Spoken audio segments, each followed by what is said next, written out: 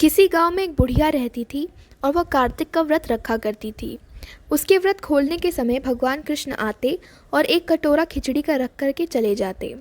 बुढ़िया के पड़ोस में एक औरत रहती थी। वह हर रोज़ ये देखकर ईर्ष्या करती कि इसका तो कोई नहीं है, फिर भी इसे खाने के लिए खिचड़ी मिल ही जाती है। एक दिन कार्तिक महीने का स्नान करने बुढ़िया गंगा गई। पीछे से कृष्ण भगवान उसका खिचड़ी का कटोरा रख गए। पड़ोसन ने जब खिचड़ी का कटोरा रखा देखा और देखा कि बुढ़िया नहीं है, तब वो कटोरा उठाकर घर के पिछवाड़े फेंक आई। कार्तिक स्नान के बाद बुढ़िया जब घर आई तो उसे खिचड़ी का कटोरा नहीं मिला और वह भूखी ही रह गई। बार बार एक ही बात कहती कि कहाँ गई मेरी खिचड़ी और कहाँ गया मेरा खिचड़ी का कटोरा। दूसरी ओर पड़ोसन ने जहाँ खिचड़ी गिराई थी वहाँ एक पौधा उगा जिसमें से 2 फूल खिले। एक बार राजा उस ओर से निकला तो उसकी नज़र उन दोनों फूलों पर पड़ी और वह उन्हें तोड़कर घर ले आया।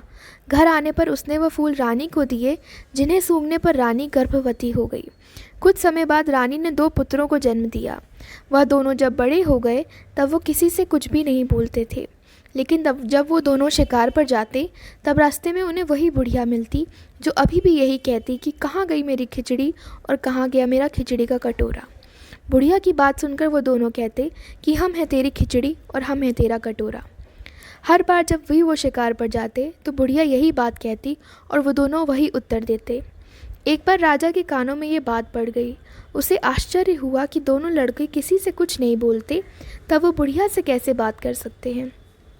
राजा ने बुढ़िया को राजमहल में बुलवाया और कहा कि हमसे तो ये दोनों बिल्कुल बात नहीं करते, लेकिन तुमसे कैसे बोलते हैं। बुढ़िया ने कहा कि महाराज, मुझे नहीं पता कि ये मुझसे कैसे बोल लेते हैं। मैं तो कार्तिक का व्रत करती थी और कृष्ण भगवान मुझे खिचड़ी का कटोरा भरकर दे जाते थे। एक दिन मैं स्नान करके वापस आई तो मुझे वो खिचड़ी नहीं मिली। जब मैं कहने लगी कि कहाँ गई मेरी खिचड़ी और कहाँ गया मेरा कटोरा, तब इन दोनों लड़कों ने कहा कि तुम्हारी पड़ोसन ने तुम्हारी खिचड़ी फेंक दी थी तो उसके 2 फूल बन गए थे। वह फूल राजा तोड़कर ले गया और रानी ने सूंघा तो हम 2 लड़कों का जन्म हुआ। हमें भगवान ने ही तुम्हारे लिए भेजा है।